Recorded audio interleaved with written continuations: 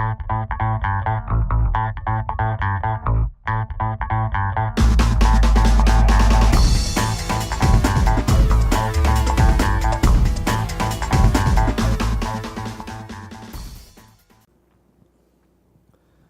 buenos días, señoras y señores usuarios del portal actualícese.com. Aquí nuevamente con ustedes para una nueva emisión del programa Gildardo tiene la palabra. Vamos a la primera parte, que son los 10 minutos iniciales dedicados a un comentario respecto de algún artículo de uno de los editorialistas del portal actualícese.com. Esta vez vamos a hablar de un artículo que escribió el doctor José Vicente Hurtado.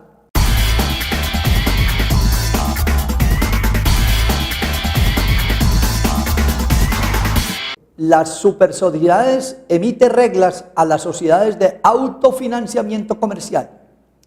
Muy importante, sobre todo porque es que aquí es donde se comienza, si no entendemos bien y no manejamos bien el asunto, comenzamos de pronto a darle aire a aquellas entidades que se asimilan a las famosas pirámides. Y entonces, por eso él hace aquí un comentario a un resolución o a una circular externa que sacó la Superintendencia de Sociedades, emitiendo reglas precisamente para la administración y para el funcionamiento de estas sociedades de autofinanciamiento comercial. En su sigla se llaman SAPAC, y eso quiere decir, para que cuando por ahí le pregunten ¿qué son las SAPAC? Son las sociedades administradoras de planes de autofinanciamiento comercial, y esto se ve mucho en el área de vehículos, por el deseo que todo el mundo tiene de hacerse a su vehículo, y entonces muchas veces pescan incautos o engañan a la gente y se les roban el dinero.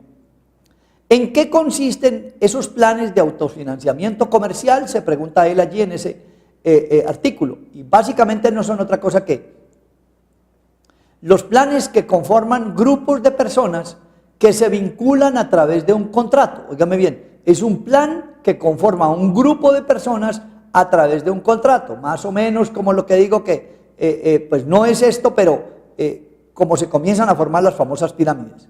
Y entonces, ¿qué hay allí? Mediante este contrato se obligan a dar, óigame bien, unos aportes periódicos por cierto tiempo, ya sea 60 meses, 70, 80 meses. Ya ve que normalmente eso es al tiempo que se paga un carro, a 60 meses, 5 años, o 70 o 80 meses. Ahora bien, estos aportes periódicos constituyen pago por concepto de un crédito, sería la pregunta. ¿Por qué? Porque como estamos en un plan de autofinanciamiento comercial, y estos planes son conformados por grupos de personas que firman un contrato, y en virtud de ese contrato pues se obligan a pagar una serie de aportes. Ellos ya creen que están como pagando un crédito, y mire que no es así, porque responde la misma Super y el doctor José Vicente Hurtado, dice: estos aportes periódicos constituyen un pago por concepto de un crédito, y le dicen tajantemente: no, eso no constituye un pago por concepto de un crédito, sencillamente son un recaudo de dinero entre varios sujetos a título de ahorro y con el fin de adquirir algún producto. Ejemplo, lo que le digo, que es donde más comúnmente se presenta, un vehículo automotor. Ahora bien, viene la pregunta: ¿cuál es la población, o más bien la problemática actual? O sea, ¿qué es lo que está sucediendo y por qué se suscitó que la superintendencia tuviera que intervenir y sacar esta circular externa, de la cual ya vamos a hablar, y a la cual se refiere el doctor José Vicente Hurtado? La problemática actual con esas SAPAC, ¿cuál es? Y recuerde que esas SAPAC son sociedades administradoras de planes de autofinanciamiento comercial. Entonces, la descripción del problema es la siguiente: que se ha tornado muy frecuente la presentación de reclamos, que es raro, y quejas por parte de los suscriptores de estos planes. Recuerde que son planes suscritos por grupos de personas mediante un contrato que se obligan a dar un dinero por cierto tiempo como una especie de aporte, en ningún momento como amortización de un crédito. Entonces, obvio, hay muchas personas que salen a pescar incautos en esto, no todas las SAPAC, pero gran parte de estas entidades salen a captar dineros y la gente obviamente, como ve que eso no se le está volviendo realidad lo más pronto posible, entonces comienzan a presentar quejas y reclamos. ¿Por qué? Porque mire lo siguiente, han resultado asaltados en su buena fe por algunas APAC, dice el doctor José Vicente, y la misma Super, toda vez que éstas acuden a campañas publicitarias con información errada y engañosa. ¿Quiénes? Las famosas APAC, esas sociedades administradoras de planes de autofinanciamiento comercial, con el fin de coger su plata y trabajar con ella. Entonces le ofrecen a usted campañas publicitarias y engañosas y erradas, y le ofrecen es venderle ilusiones, puesto que el producto que ofrecían o ofrecen no corresponde a lo anunciado en la publicidad. Y oiga bien, peor aún, la devolución del dinero aportado por los suscriptores es casi imposible en el evento de que deseen retirarse. ¿Por qué? Porque cuando ya usted se va a retirar le ponen todas las talanqueras del mundo para que no quite la plata de allá, porque ellos están trabajando con ella, se están lucrando de ella, óigame bien, y afuera de eso, pues ya usted se siente engañado porque ve que no es lo que le anunciaron en la publicidad ni en la promoción que le ofrecieron. Ahora bien, y usted, bueno, Hildardo, ¿y qué ha hecho la Super con esto? Pues sencillamente eso es lo que ha suscitado el artículo del doctor José Vicente. Y es que vamos a mirar qué dispuso las supersociedades en la circular externa 300-507-14. Oiga bien, circular externa 300, otra vez 50-00007 de 2014.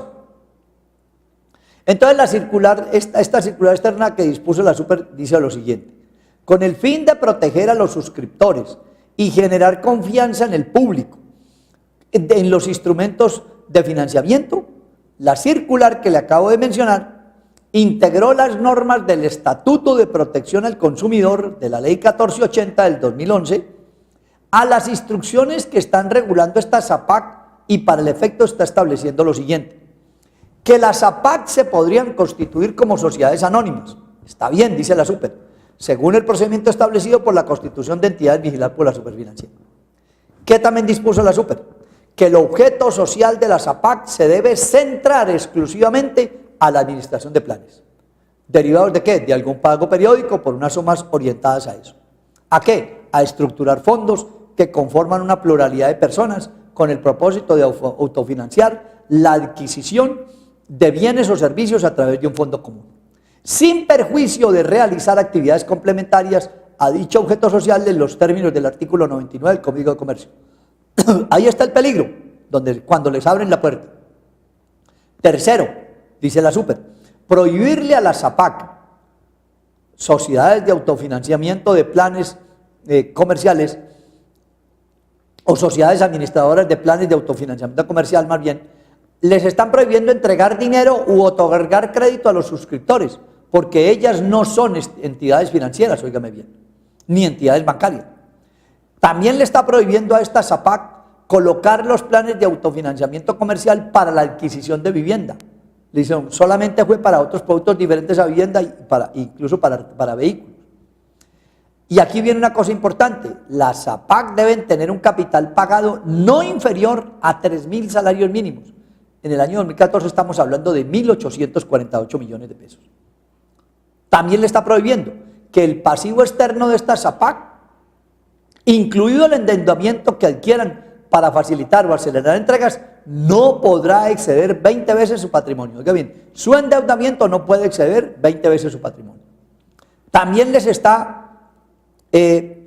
disponiendo que todo lo concerniente a la información previa y a la publicidad que empleen las APAC para ofrecer su portafolio de servicios en el mercado, en lo referente al ejercicio por parte del suscriptor de su derecho de retracto o de la opción de retirarse del plan, se sujeta a los términos y condiciones señalados en la Ley 1480 del 2011. Quiere decir que si usted ya se quiere retirar de un plan de esos, no hay escapatoria, no hay excusa para que no se lo concedan. Usted invoca la Ley 1480 del 2011. ¿Qué también le prohíbe la Super? Cuando el contrato se termine por incumplimiento o retiro voluntario del suscriptor, dicho sujeto tiene el derecho a la devolución de las cuotas netas dentro del mes siguiente a la terminación del plazo establecido en el respectivo contrato.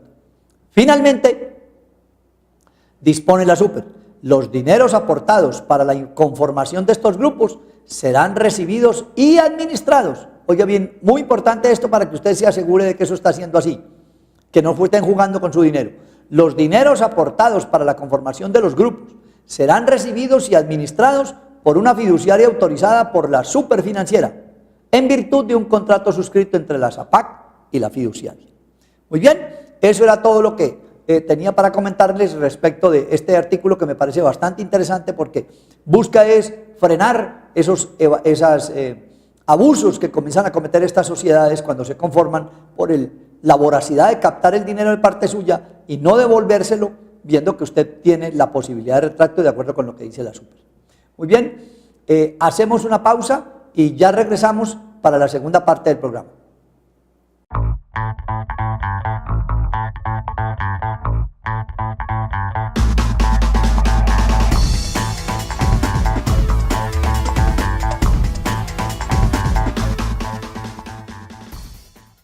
¿Dudas sobre contabilidad, impuestos, derecho laboral y comercial? Ingresa en actualicese.com/responde, diligencia el formulario y envíanos tu duda. Tu pregunta será evaluada y contestada en un plazo máximo de 48 horas hábiles. A tu correo llegará la respuesta a tu inquietud y listo. Los suscriptores Oro, Editorial y Certificado tendrán un total de 5 preguntas al año. Oro en línea y Oro Experto, 50 preguntas disponibles al año. Actualicese.com/responde, tu mejor aliado para las dudas del día a día.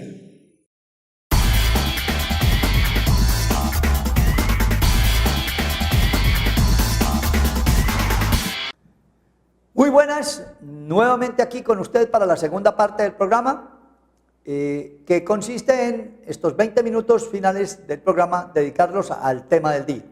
El tema del día hoy es la residencia para efectos tributarios y vamos a plantear una serie de ejemplos para que nos quede más claro esto. Muy bien, la normatividad legal que hay que revisar alrededor de esta residencia para efectos tributarios, pues nos la planteó recientemente el artículo 10 del Estatuto Tributario, que como todos sabemos fue modificado por la Ley 1607 de 2012 en su artículo 2, cuando también habló de la residencia para efectos tributarios, cómo debía quedar. Pero adicionalmente, al final del año, el gobierno emitió el decreto reglamentario 3028 del 2013, que también habló de esta residencia para efectos fiscales, buscando reglamentarlo y cómo medir esta residencia. Muy bien. Viene la pregunta, ¿por qué conceptos yo podría ser declarado residente para efectos tributarios? Porque es que esa residencia me puede llegar a estar obligado a declarar o no. Entonces, o por permanencia, o sea, porque entró y salió continuo o discontinuamente por determinado tiempo, o porque sus ingresos que obtiene en su mayor parte son de fuente nacional, o porque los bienes administrados en Colombia también en su mayor parte son de aquí, o están administrados aquí, o porque los bienes que usted posee en su gran totalidad, la mayor parte están aquí, o porque en un determinado momento es requerido por la DIAN y no puede responder ante esa eventualidad de que lo califican como residente, o porque usted vive en un paraíso fiscal, o también porque usted se ha separado de su esposa no legalmente y sus hijos o su cónyuge viven todavía aquí, y finalmente porque usted está al servicio diplomático o está fuera del país en servicio diplomático. Veamos uno a uno. Cuando la ley habla de la permanencia, me habla de que yo puedo ser residente o declarado residente por permanencia cuando hay permanencia continua o discontinua, por más de 183 días calendario. ¿Esto qué incluye? Todas las entradas y salidas del país. ¿Durante qué? Durante un periodo cualquiera de 365 días calendario. Antes se hablaba de 180 dentro de un año, gravable. Ahora me puede tomar 2 periodos y ya vamos a explicar esto con ejemplos. Ahora bien, si me abarca 2 periodos, parte del 2014 y parte del 2015, que yo entré y salí continuamente, y la suma de esos 2 periodos en que estuve aquí me suma más de 183 días, entonces yo voy a ser declarado residente. Entonces viene la pregunta, ¿Para qué periodo quedo declarado como residente? ¿Para el periodo anterior y mi declaración ya es extemporánea o para este periodo? Le dice la ley. Si el periodo abarca más de un año gravable, la residencia es a partir del segundo año, o sea, a partir del 2015, que usted lo declara en 2016. Muy bien. Coloquemos un ejemplo, o varios ejemplos. El señor Siricundino Cuero Ocoró, que es un colombiano que vive en Italia, llega a Colombia en abril 18 del mismo año en curso, del año 2014.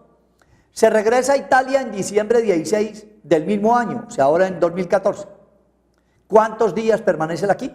238 días, de abril 18 a diciembre 16. Conclusión, él es residente por permanencia por más de 183 días. Tomemos otro ejemplo. El señor Cupertino Garay Mina es un colombiano que vive en Alemania. Llega a Colombia en abril 18 y se va en septiembre 5. ¿Y ahí cuánto estuvo? 137 días. Vuelve a Colombia en septiembre 26 y se va en diciembre 16. ¿Ahí cuánto estuvo? 80 días. En total, continuo y discontinuamente estuvo 217 días. Conclusión, él es residente por permanencia continua o discontinua por más de 183 días. Otro ejemplo, Ananías Quinamayo Gambindo, es un colombiano que vive en la China y llega a Colombia en septiembre 5 del año anterior, o sea, en el año 2013. Y se regresa a la China ahora en abril 18 del 2014. ¿Cuánto tiempo está? Del 2013 estuvo 115 días y del 2014 108 días. En total él estuvo 223 días. Por lo tanto, conclusión, él es residente por permanencia continua o discontinua por más de 183 días. Ahora bien, también puede ser declarado residente para efectos tributarios una persona que por el hecho de ser nacional colombiano y durante el año gravable el 50% o más de sus ingresos sean de fuente nacional. Y el mismo decreto reglamentario 3028 del 2013 le plantea la fórmula de cómo usted puede entrar a determinar ese 50%. Le dice, tome todos los ingresos totales, ya sean ordinarios y extraordinarios, pero de fuente nacional. No importa que hayan sido calificados o no como ingresos que no constituyen renta ni ganancia ocasional. Obviamente del periodo del que se está determinando la residencia. Ese es el numerador. Divídalo entre los ingresos totales ordinarios y extraordinarios de fuente nacional y extranjera, ya lo reúne todos. No importa que sean calificados también como ingreso que no constituye del periodo al cual es la residencia. Ese es el denominador. Y si ese valor le da mayor del 50%, entonces ese señor es nacional colombiano. Coloquemos un ejemplo. El señor Siricundino Cuero Ocoró, que es un colombiano que vive en Italia, que ahora hablamos de él, llega a Colombia en abril 18 y se regresa en septiembre 5. ¿Cuánto tiempo estuvo? 137 días. Conclusión, por permanencia él no es residente por menos de 183 días. Pero, si miramos sus valores, él tiene ingresos en Colombia en ese periodo, grabados y no grabados por 200 millones. Y tiene ingresos en Italia también, grabados y no grabados por 100 millones. En total él tiene 300 millones. ¿Qué me dice la ley? Tome los ingresos totales ordinarios y extraordinarios de fuente nacional, 200 millones. Divídalo entre el total de ingresos ordinarios y extraordinarios de fuente nacional y de fuente extranjera, 300 millones, que es el gran total. Entonces, 200 dividido entre 300 me da 67%. Conclusión, ese señor es residente por ingresos, porque sus ingresos son el 50% o más de fuente nacional. Ahora bien, otra situación por la cual puede ser considerado residente, una persona nacional colombiano que durante el año gravable el 50% o más de sus bienes son administrados en el país.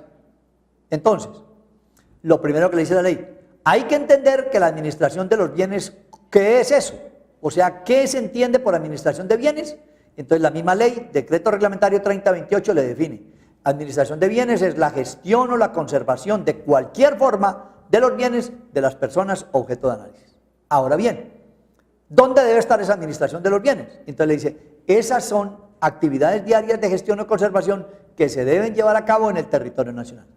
Entonces le dice, para usted determinar si el 50% o más de sus bienes son administrados en el país, entonces haga lo siguiente, tome el valor patrimonial de los bienes administrados en Colombia, ese es un numerador, y divídalo entre el valor total patrimonial a diciembre 31 de los bienes que posee aquí y afuera. Y si eso le da más del 50%, usted es residente por bienes administrados en el país. Tomemos un ejemplo. Cupertino Garay Mina es un colombiano que vive en Alemania. Llega a Colombia en abril 18 y se va en junio 5 del año en curso. ¿Cuánto tiempo estuvo? 47 días. Vuelve a Colombia en septiembre 26 y se va en diciembre 16 del año en curso. ¿Cuánto estuvo? 80 días. En total, 127.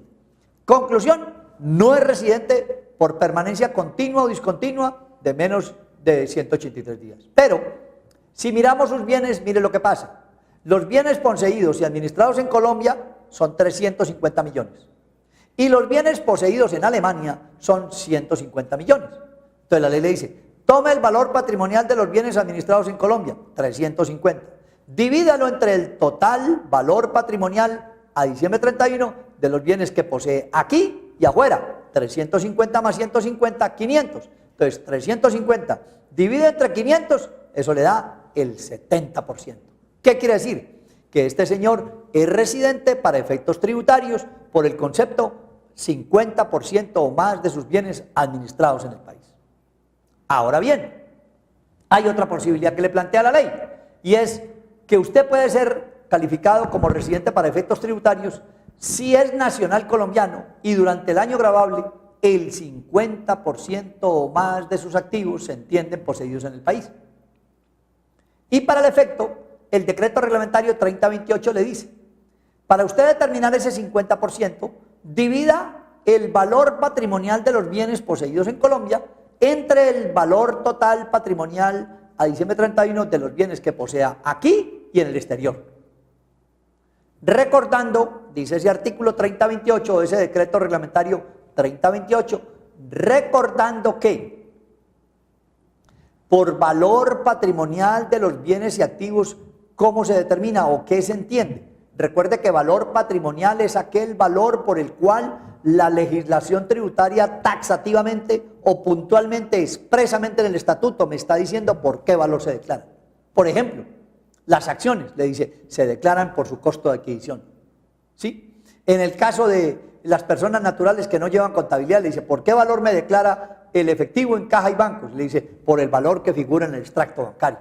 Eso es un valor patrimonial, un valor que la ley me dice por qué debo declarar los bienes. Ahora bien, entonces, ese valor patrimonial de los bienes y de los activos, dice la ley, usted lo debe determinar de acuerdo con el capítulo 1 o lo que se dispone en el capítulo 1, título 2, libro 1 del Estatuto Tributario. Y eso le habla de todo de lo que es impuesto de renta y complementarios.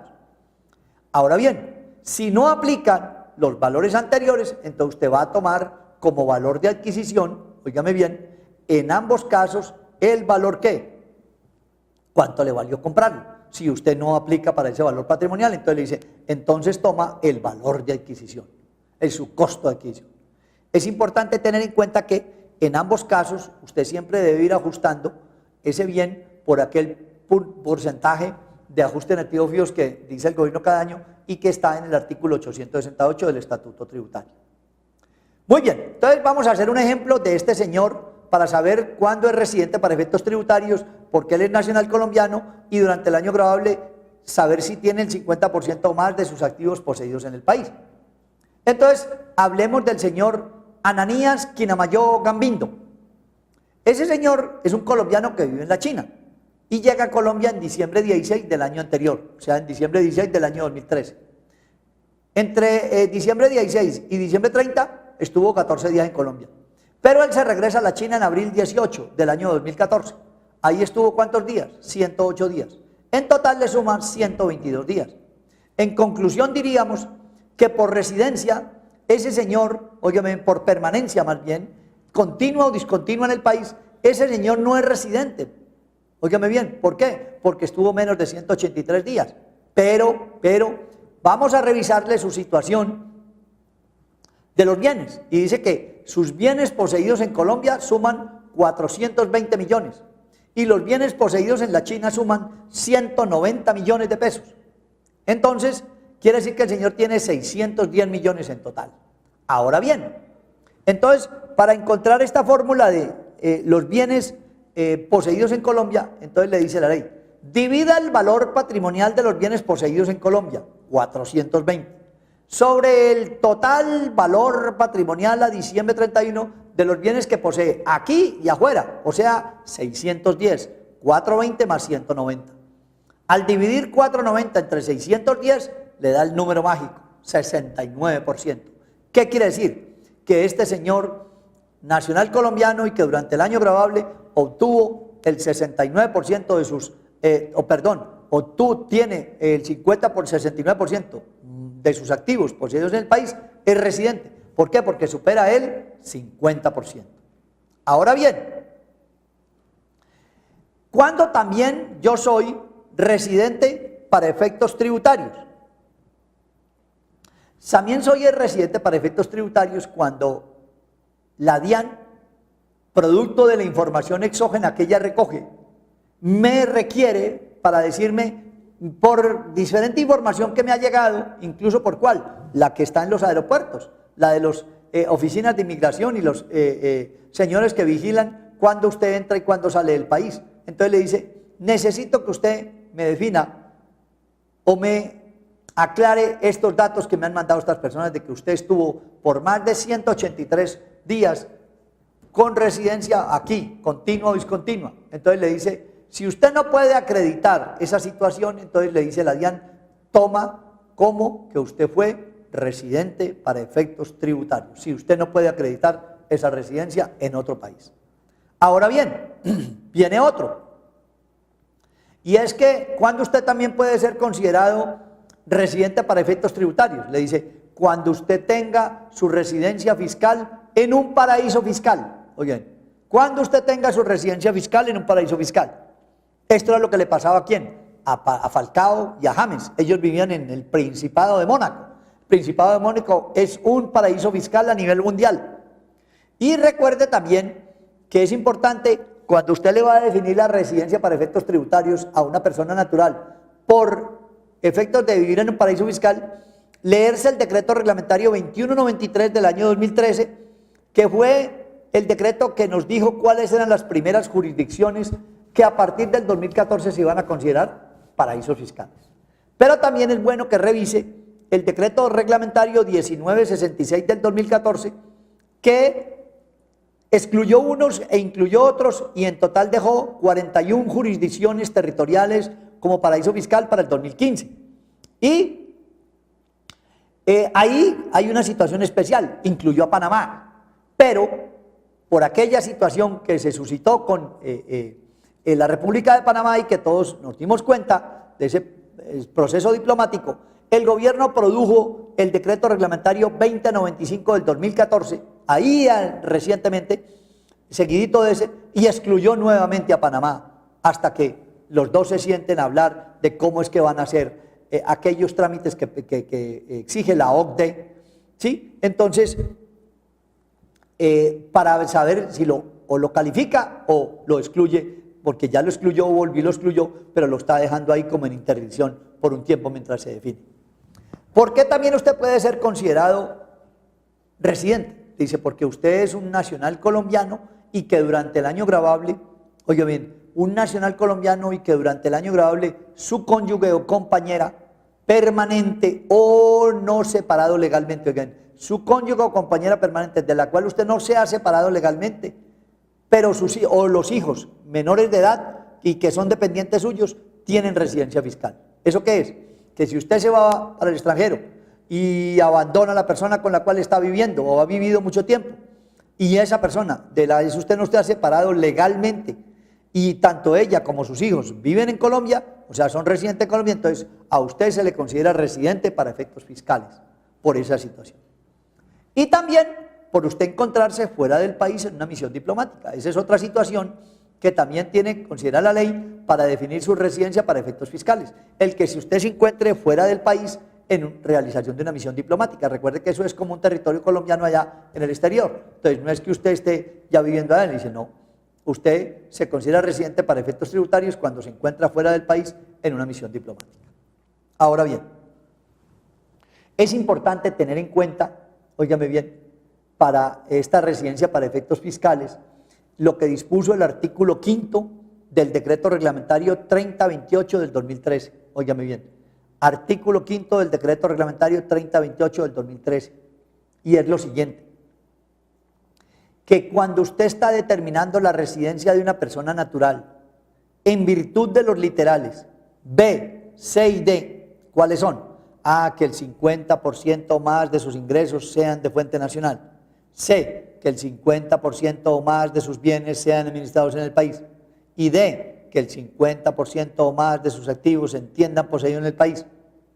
Entonces, recuerde que para usted comprobar que esa persona es o no residente, constituye prueba idónea, de acuerdo como lo plantea el decreto reglamentario 3028, las certificaciones que expiden los contadores públicos o los revisores fiscales, presentadas obviamente de conformidad con las normas legales vigentes. Entonces, el contador o el revisor fiscal debe certificar si el 50% o más de sus ingresos no son de fuente nacional, el 50% o más de sus bienes no son administrados en el país, o el 50% más de sus activos se entienden por en el país, porque esas son tres posiciones con las cuales usted puede ser declarado residente para efectos tributarios.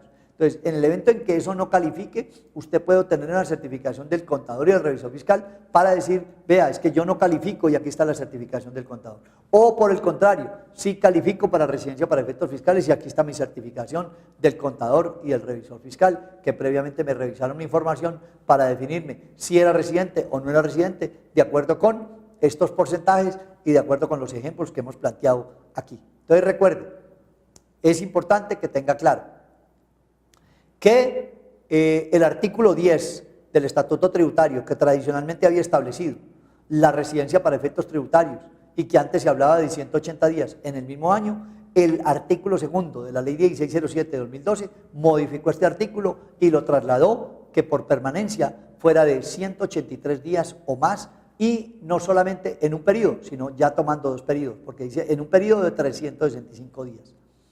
Y es importante también revisar lo que dispone el decreto reglamentario 3028 del 2013, porque como para calificar la residencia para efectos fiscales le hablan de el 50% más de sus ingresos de fuente nacional, el 50% más de sus bienes administrados en Colombia o el 50% más de sus activos poseídos en Colombia, entonces necesita ir al decreto reglamentario 3028 para ver cómo es que calcula esos porcentajes. Sin embargo, ahí le he dejado unos ejemplos para que usted se oriente en el cálculo de residencia para efectos fiscales. Muy bien, creo que es suficiente por hoy en lo que tiene que ver con el tema del día, residencia para efectos tributarios. Me alegra haber podido compartir con usted y muchas gracias por recibirme. Hasta una nueva oportunidad.